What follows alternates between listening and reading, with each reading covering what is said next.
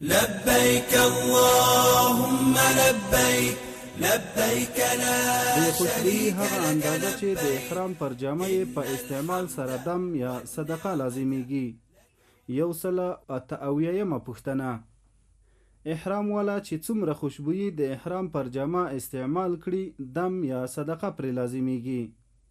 ځواب: دغه خوشبویي چې د احرام پر جامه باندې استعمال شوې ده که یې مقدار تر لويشت په لويشت کې زیات شي او یوه ورځ یا یوه شپه دوام وکړي نو دم لازم دی، او که د خوشبویي مقدار تر دغه کم وي او یا مقدار خو پوره وي خو پوره ورځ او یا پوره شپه دغه خوشبویي پاته نسوه بیا نیمه کاسه یعنی پاو کم 2 کیلو صدقه د غنمو واجب ده،